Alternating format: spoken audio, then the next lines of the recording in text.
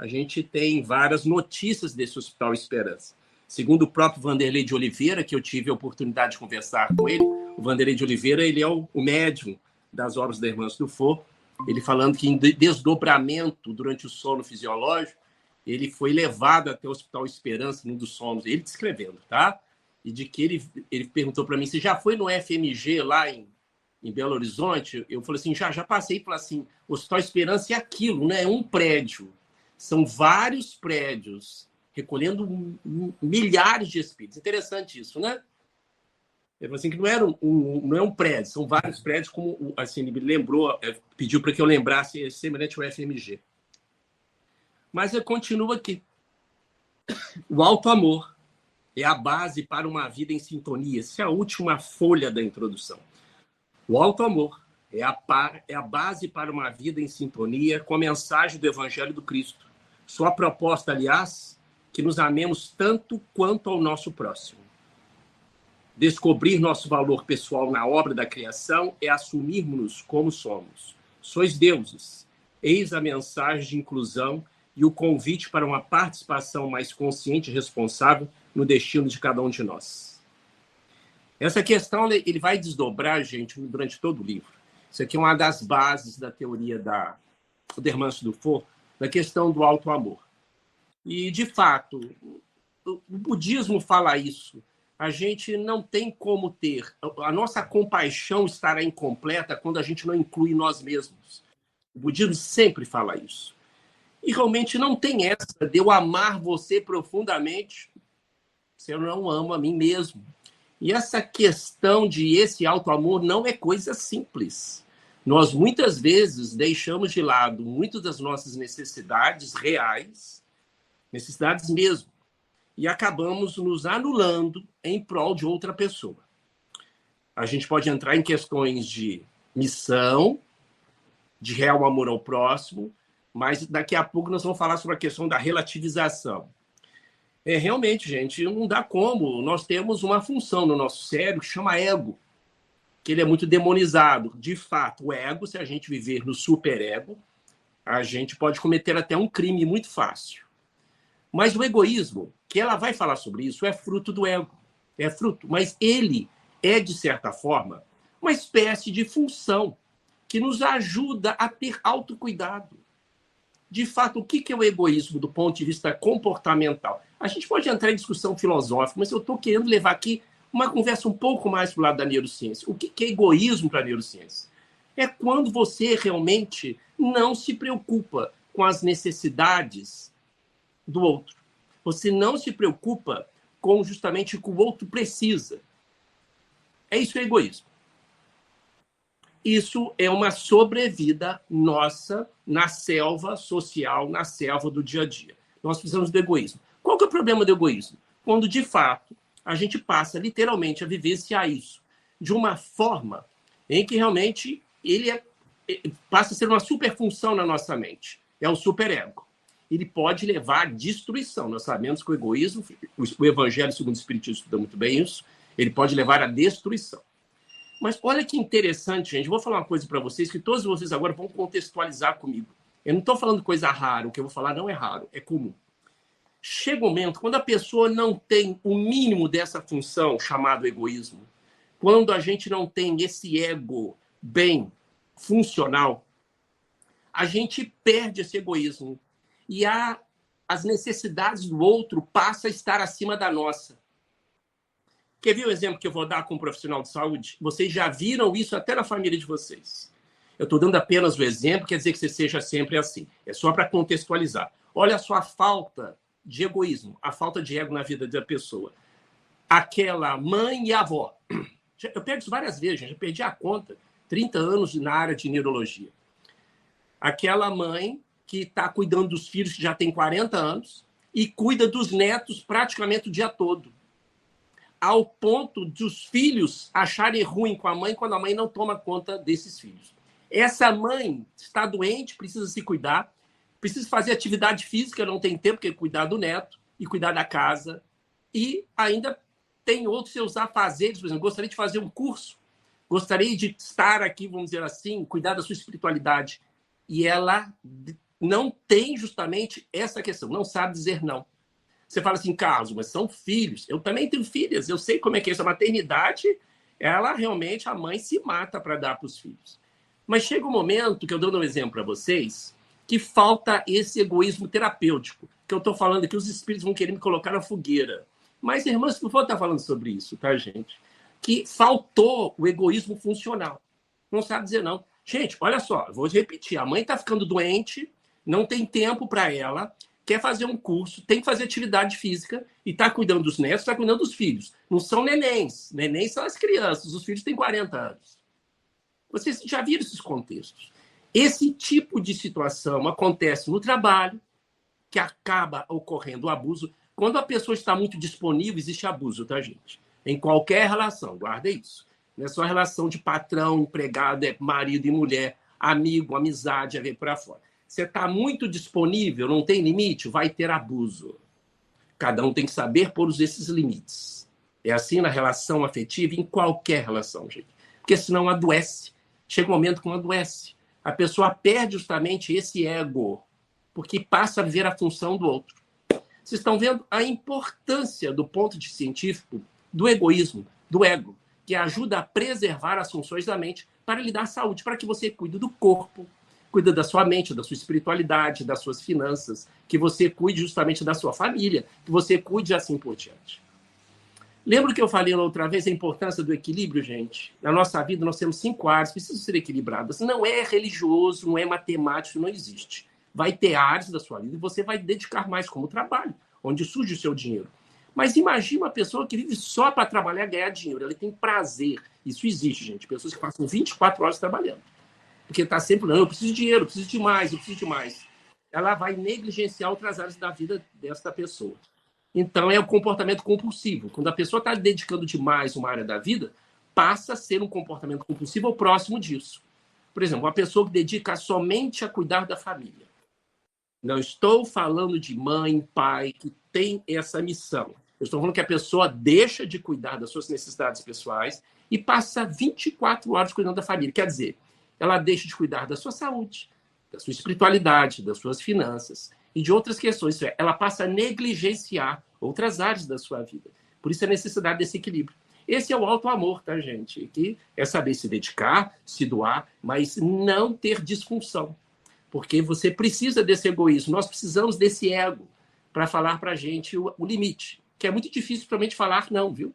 Eu lembro que existe um livro que o tema dele é isso, saiba dizer não para os seus filhos. Isso é uma coisa dificílima para quem é pai e mãe.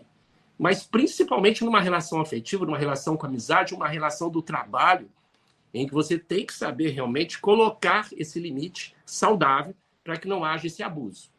Então, esse auto-amor começa aqui. É justamente nessa colocação, principalmente que a irmã do Fou fala, e que a neurociência do comportamento fala, da necessidade de cuidar de nós mesmos. Porque não existe eu te amo, não existe, gente. Isso não é da boca para fora. Se você realmente não se amar, não se cuidar, não ter esse respeito com você mesmo, em todos os sentidos. Terminando esse capítulo, para terminar, ele diz, inspirada em um Evangelho segundo o Espiritismo, que é uma das obras básicas de Allan Kardec, Hermâncio do Fogo Espírito garimpa pérolas de raro valor com as quais, abnegadamente, oferece-nos esta preciosa joia literária para a alma. Suas reflexões constituem antídoto para a velha doença da qual buscamos nos desvencilhar, o egoísmo e suas múltiplas manifestações doentias. Aqui está colocando, mais uma vez, a conotação negativa do egoísmo, quando realmente ele extrapola a funcionabilidade. Felicita-nos a avisá-la sob a égide do Espírito Verdade, para que destine aos homens na terra uma mensagem de paz interior, um resgate da nossa condição excelsa de filhos pródigos e homens do bem. Calderar o Hospital Esperança, que existe no plano espiritual, né? Não é uma cidade terrena, março de 2005. Ele cita aqui o João, capítulo 10, 34, onde Jesus diz, vós sois deuses, né? Eu acho que o mestre tem muita coisa a mais estudada da psicologia do Evangelho do que a gente imagina, e realmente ali está, eu acho, o Evangelho está repleto de terapias para nós, que nós estamos até hoje estudando. Em cada palavra do mestre, realmente é impressionante. Não podemos interpretar o Evangelho, ou a Bíblia, ou seja lá qual for livro sagrado ao pé da letra. Bom, vamos iniciar então o primeiro capítulo, onde Ô, ele começa a Piano, falar sobre... Oi? só fazer um comentário, tem até uma lista eu acho que no site da Mansão do Caminho, no canal do YouTube, que é acho que um psicólogo, que é Jesus e a Saúde Mental, que ele faz vários programas, assim, é bem interessante também os estudos dele sobre a questão da saúde mental e relacionando com Jesus, né? É muito interessante mesmo, já vi outros colegas fazerem isso. O Evangelho ele tem vários pontos terapêuticos. Realmente um conteúdo brilhante que cada vez mais a gente descobre mais coisas sobre ele. Né? Bom, o capítulo 1 chama Individuação ou Individualismo, que agora Irmã do Fogo começa a falar o espírito de Irmã do Fogo. Então faz uma citação do Evangelho segundo o Espiritismo. Apenas Deus, em sua misericórdia infinita, vos pôs no fundo do coração uma sentinela vigilante, que se chama consciência. Escutai-a, que somente bons conselhos ela vos dará. A neurociência até hoje está pesquisando o que é consciência, tá, gente? Não existe uma resposta plausível e realmente objetiva para isso. Existem teorias, mas até hoje nós não temos ainda um conceito científico do que é consciência. Vocês vão ver muitas teorias, tá? O que até hoje se sabe que o que forma a consciência nossa é todo o conjunto cerebral que nós temos. Nós sabemos hoje que o cérebro ele não trabalha em estanque, apenas uma região. Existe um paralelismo funcional do cérebro, né? E uma das funções, segundo as neurociências, mais complexas do nosso cérebro é justamente o que eu estou usando agora, é a comunicação. É uma das funções mais complexas que existe no cérebro, gente. Transformar emoções, pensamentos e juntar isso em letras e simbologia gramatical, isso é realmente bem complexo quando você realmente começa a estudar. É a função mais complexa que tem no cérebro humano. E parece que a consciência é formada por um conjunto de todas as funções cerebrais, que a gente chama de conteúdo da consciência. A gente vai falar isso mais adiante. Bom, e então, irmã, se começa. Eu acho fantástico já esse início. O que é certo e errado perante as crises das certezas que dominam a humanidade? Quais são as bússolas para nortear a conduta neste cenário de transformações céleres, rápidas, por que passam as sociedades? Livro de 2005, hein? Olha a atualidade dele. A palavra conceito quer dizer ideia que temos de algo ou alguém. Analisamos a vida e os fatos pela ótica individual de nossas conceituações. Nosso entendimento não ultrapassa esse limite. Para tudo, pisa no freio. Vamos voltar lá no início. Olha só, crise das certezas. Isso é cerebral. Nosso cérebro, gente, ele detesta incerteza, ele quer certeza. Por isso que muitas vezes o nosso cérebro ele tem um kit que faz a gente dar resposta rápida, resolver tudo rápido. Por isso, cada vez mais, nós precisamos pisar no freio. O que eu quero dizer? O nosso cérebro não gosta de incerteza. Incerteza leva justamente a ruminação de pensamento que gasta energia. Então, o nosso cérebro tem uma função, vocês podem estudar, tá, gente? Depois vocês verem aí, abre o Google, abre alguns livros. Uma coisa chamada, realmente, viés cognitivo. O que é viés cognitivo? Eu não vou me aprofundar, a gente depois volta nisso, mas esse conceito é importante. Viés cognitivo, gente, são atalhos que o nosso cérebro pega para dar resposta rápida, decisões rápidas. Isso realmente é de sobrevivência? Nos ajuda muito, mas nem sempre. E muitas vezes ele prega muitas peças. Por quê? Muitas vezes a gente quer tomar uma decisão ou tomar um julgamento, que ela vai falar daqui a pouco, com bases em conhecimentos rápidos que nós temos. E não levamos em conta todo. Nosso cérebro tem isso em todas as vezes, tá, gente? É 24 horas. Nosso cérebro tem uma coisa de viés cognitivo. Vou dar um exemplo rápido aqui, tá? Pode ser até meio clichê que eu vou falar aqui, mas só para vocês entenderem. Imagina uma mulher que tem uma experiência negativa com um homem. Ela sai dali, daquela experiência negativa, e fala, homem não presta. É a crença da generalização. Então, toda vez que ela estiver diante de um relacionamento afetivo, ela fala assim, cara, não é legal. Não vai dar certo isso. Ou vice-versa, um homem que tem uma experiência negativa com a mulher. Chama crença da generalização. Isso é um viés cognitivo. Nós temos vários, infinitos. Por exemplo, cada um tem um viés cognitivo, às vezes relacionado com a sua cultura, com as experiências. Uma pessoa, por exemplo, foi mordida de cachorro lá na infância, nem lembra disso direito. mas passa a detestar cachorro. Então, ela está vendo um cachorro na rua, um cachorro mansinho, ela prefere pegar outro caminho. Por que ela fez isso? O cérebro fez isso rápido. Estou dando exemplos bem objetivos do que é viés cognitivo. Como isso interfere nas nossas escolhas afetivas, financeiras. Vou sair hoje para jantar ou não vou? Vou iniciar esse relacionamento ou vou terminar? O que eu vou fazer hoje para o almoço? Vou investir esse dinheiro aonde? O viés cognitivo está aí. Porque ele quer tomar decisão rápida. E muitas vezes você não tem todos aqueles dados, como a maioria de nós não temos, para tomar uma decisão mais racional. Por isso, gente, nós temos o córtex pré-frontal, ele nos ajuda nisso, a pisar no freio e começar justamente a rever as nossas tomadas de atitudes e escolhas. Quero dizer, então, que isso... A gente depois vai falar sobre escolhas, sobre decisões, tá? Que não tomar decisão é uma decisão e tem justamente a fobia da decisão. Aquela pessoa que fica só adiando. A gente anda sobre isso depois. Mas eu quero só passar isso para vocês sobre certezas que dominam a crise de certezas. Todos nós temos crise de certeza. Isso é cerebral. O cérebro não gosta de ter certeza. Guarda isso. A gente está sempre querendo decidir rápido. Mesmo que a pessoa seja muito racional. Porque as emoções fazem isso, tá? Emoção e razão sempre vão fazer parte das nossas escolhas, tá? Umas mais, outras menos. Não existe isso. Você precisa ser mais racional, viu, fulano? Não pode ser assim. Isso é balela, gente. Isso não tem sentido nenhum do ponto de vista neurofisiológico e neurocientífico. As emoções sempre vão influenciar em qualquer decisão, mesmo chamado homo econômicos. Só para vocês terem uma ideia, o que é homo econômicos? É uma expressão que surgiu na década de 90, início de 2000, é aquele indivíduo que só toma decisões em base de gráficos, números. Mesmo este indivíduo, da economia, dos investimentos, ele está sendo influenciado nas suas escolhas por decisões emocionais. Nos negócios mais complexos vai ser influenciar nele o medo, a incerteza.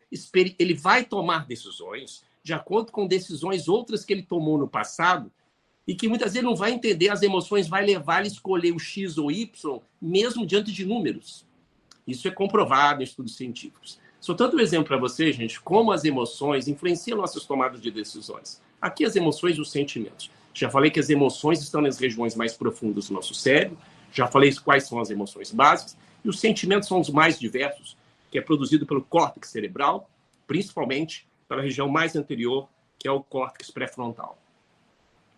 Então, as certezas, a gente está sempre atrás dela. E o nosso cérebro quer tomar justamente isso, esses caminhos rápidos, esses atalhos, para tomar essas decisões. Todos nós temos no nosso dia a dia, viu? Por isso que os cuidados que nós temos que ter. Porque, veja bem, gente, por que a gente está falando tanto de cérebro e essas kits de sobrevivência? O nosso cérebro ele foi feito para viver lá na Havana africana, há milhares de anos atrás. Por isso que é tão difícil, muitas vezes, a gente ter foco, atenção. Porque lá o homem da pré-história, isto é, os primeiros homo sapiens, eles tinham que andar na savana olhando para um lado e para o outro. Para a sobrevivência. Ele não podia ler um livro no meio da savana. Isso era impossível. Então, o cérebro era feito para a sobrevida e nós temos esse kit. Então, tudo que nós estamos falando de funções cerebrais é para manter a nossa sobrevida em todos os sentidos. Por isso, a nossa dificuldade em muitas coisas que são muito subjetivas, que não são tão prazerosas ou que envolvem muita espiritualização. O nosso cérebro quer sobreviver, ele não quer pensar em espiritualidade. Ele quer te manter vivo, que você coma, durma, reproduza. Isso é duro até de ouvir isso, mas é uma realidade. E precisamos disso, é o equilíbrio que nós vamos falar daqui a pouco. Bom, mas continuando já, o que eu quero comentar sobre o segundo aspecto? Analisamos a vida e os fatos pela ótica individual de nossas conceituações. Ótica individual. Gente, do ponto de vista neurocientífico, cada cérebro é um cérebro, cada pessoa é uma pessoa. Isso parece uma coisa muito óbvia, muito idiota que eu estou falando. Mas isso é verdade pura. Mesmo gêmeos, univitelinos, eles tomarão atitudes diferentes e pensamentos diferentes em muitos contextos. Não tem como. Eu me lembro, certa vez, um professor meu de neurociências, um PhD em neurociências, falando com o meu Carlos. Ele falando assim comigo. Se nós colocarmos duas pessoas assim, coladinhas, olhando para uma tela em branco, cada uma vai ter um ponto de vista diferente daquela tela em branco. Isso é impressionante. Porque todos nós somos formados por genes diferentes, uma cultura diferente, um ambiente diferente, influenciações diferentes. Isso forma a nossa psique, nossos conceitos. E o cérebro, portanto, gente, ele percebe e interpreta as coisas de formas bem diferentes. Por isso que muitas pessoas são capazes de ver uma fotografia, um acontecimento, e fazer as interpretações bem diferentes daquilo. Bom, mas eles estão vendo a mesma coisa, Carlos. Como é que pode? É o nosso cérebro, é a nossa cultura. Nosso cérebro não é o mesmo. Portanto, gente, sentir para o cérebro é uma coisa, perceber é outra. Se você colocar a mão numa chapa quente, eu também, nós vamos sentir da mesma forma. Vai doer, vai queimar, mas a interpretação daquilo é diferente. Para você, talvez lembre de algo realmente terrível que você teve lá na sua infância, um momento de queimadura. Para mim, aquilo vai passar de forma tranquila. Vai doer, mas não vai ter tanto significado negativo para mim. É apenas um exemplo. Um cheiro para você que é desagradável, para mim não é. Porque interpreta, mas o cheiro está desagradável. Não, para mim é um cheiro agradável. É um cheiro agradável. Para você, um odor fétido. Isso pode acontecer, gente. Por quê? Lembre-se disso. Lembre disso. Todos nós sentimos da mesma forma, seja o que for. Ver, escutar, enxergar, sentir.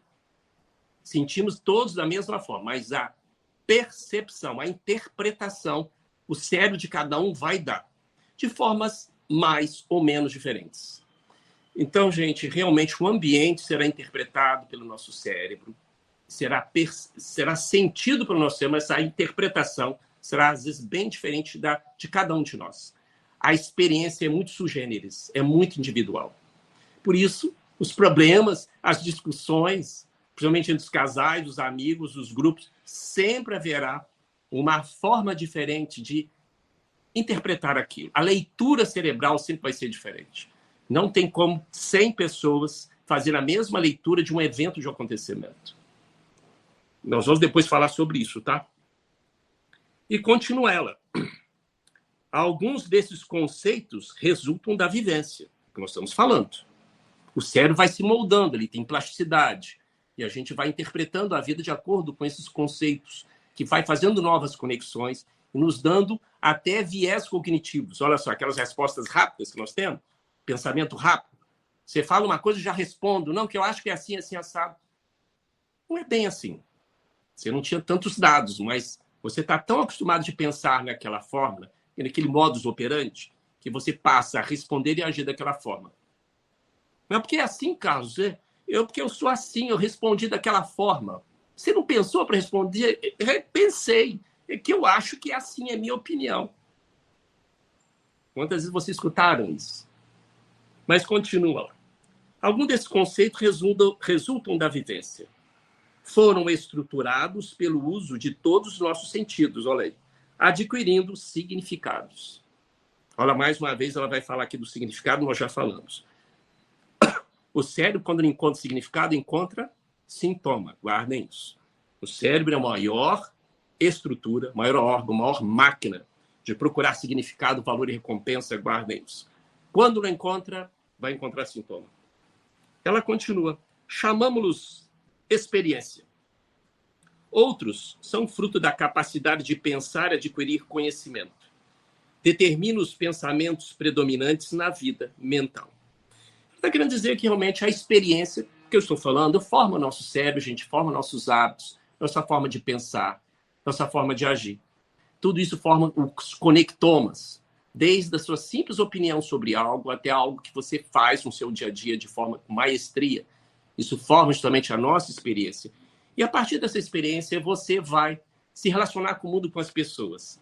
Você vai falar aquilo que você acha, né? E nem sempre é o correto, é verdadeiro, mas é a sua experiência. Então, todos nós temos que saber contextualizar as pessoas. E, nesse sentido, até no julgamento, né? As pessoas não têm, às vezes, a mesma capacidade, conhecimento, experiência sua. Quando criamos fixação emocional a esse padrão de pensar, padrão é justamente conectoma. Nasce o preconceito. O que ela quer dizer com isso até agora, gente? É que todos nós, gente, nós temos justamente nossos conhecimentos. O seu cérebro vai sendo formado. Isso são chamadas crenças. Crença é um conjunto de informações que você vem recebendo desde a sua tenra idade, desde os seus primeiros meses de vida, dos seus pais, das informações que recebeu do meio ambiente, da sua cultura, da sua religião, vai por aí fora. Isso criou uma coisa chamada de crenças. As crenças nos dão respostas rápidas, automatizadas, porque foi o que o nosso cérebro acredita que é o melhor. Então, na infância, isso vem com toda a força. Daí que surgem os nossos medos, nossas virtudes, nossas limitações. São essas crenças que foram justamente moldadas ao longo do tempo. Nós temos capacidade de superá-las, sim, através da plasticidade cerebral, através de exercícios adequados, quando elas são realmente muito limitantes. Existem chamadas crenças limitantes, as crenças tóxicas, que te impedem de ir além. E sempre deixando o indivíduo naquele mesmo modus operandi, seja na vida financeira, afetiva, profissional, pessoal, espiritual. Então, são as chamadas crenças. É disso que ela está falando, tá? Esse conjunto de conhecimentos que nós adquirimos ao longo do tempo. Só que ela dá um salto aqui, eu não sei porque ela já entra na questão do preconceito. Ela fala que quando criamos fixação emocional a esse padrão de pensar, seja qual for, nasce o preconceito. Esse preconceito aqui, gente, é mais do que preconceito de raça, religião. Ela está querendo mais além do que isso. É a rigidez de pensamento. É o que ela quer dizer mais à frente. Eu não aceito aquilo que está fora do uma forma de pensar, das minhas crenças. Então, a gente tende a ter um preconceito daquilo que a gente não conhece. Isso também é cerebral, né? Você não gosta de gastar energia, não gosta do novo. É muito difícil adiante. Então, gente, de fato, não é fácil você aceitar uma opinião diferente, um modus operandi diferente. Até que você começa a entender que aquilo tem um significado para a sua vida, para haver mudança. Ou desenvolver uma função que ela fala muito adiante, chamada alteridade. Então, a palavra preconceito aqui da Irmãs vai muito além do preconceito de raça, de religião. Ela vai além disso. Qualquer forma de rigidez, gente, é caminho para a dor. Isso é a frase do Espírito que eu aprendi muito grande com um amigo espiritual que fala que qualquer forma de rigidez é caminho para a dor. Quanto mais apego a gente tem a um ponto de vista, maior o risco de haver sofrimento. Eu me lembro da história do carvalho, que eu aprendi muito também com os espíritos, que o carvalho é aquela madeira dura, forte. Eu acho que até um dia estava conversando com a minha esposa, que vem o vento forte, forte, e arrebenta um dia. O bambu não tem a força do carvalho, mas tem a flexibilidade que o carvalho não tem. Vem o vento, a tempestade, o bambu faz isso e volta, que é a resiliência. Então, eu jamais esqueci desse ensinamento que os espíritos certa vez me deu, que devemos ser mais o bambu do que o carvalho. O budismo fala sobre isso também. Ela vai falar sobre isso, já estou adiantando sobre isso. A coisa fica mais complexa ainda. O que é a consciência espiritual, né? Porque muitos espíritos, gente, utilizam, em vez da palavra espírito, consciência ou individualidade. São questões aí de português para nós. Nós sabemos que nós somos um espírito, nós não temos um espírito segundo o espiritismo, né? Ninguém tem espírito, nós somos o espírito. Nosso corpo é apenas a expressão material desse espírito que reencarnou. Que nós temos um corpo espiritual também, para quem não é espírito, que tem a forma desse corpo nosso. Então, realmente, a consciência, Renato, ela é muito mais complexa que a gente possa crer. A neurociência está estudando, a neurociências está tentando estudar uma resposta com base nas conexões cerebrais nossas. Nós sabemos que nós somos seres eternos e que essa consciência é muito mais profunda que a gente possa crer. Por isso, aqui como estudioso, eu acho que os neurocientistas terão muita dificuldade para encontrar essa consciência somente no cérebro de neurônios e glias, que são células nervosas, que ajudam também nas células nervosas, encontrar essa consciência. Essa consciência é muito mais profunda e parece que ela vai além da física propriamente dita. Ela está justamente no espírito, essa consciência. Podemos deixar isso aberto para as discussões. Porque o que é o significado? Eu acho que eu dei um exemplo semana passada daquela pessoa que está trabalhando, né? Não sei se você estava aqui presente. Não, eu dei um exemplo rapidinho. É sempre bom, porque isso é muito bom para o nosso dia a dia. Eu dei um exemplo, por exemplo, muito clichê, mas é aquela pessoa que trabalha longe, ela não consegue encontrar significado, prazer, valor nos amigos do trabalho, no salário, é muito longe, ela não consegue crescer dentro desse trabalho, não se identifica com aquela labuta, o cérebro não está encontrando significado naquilo que ela faz todo dia. O que vai acontecer?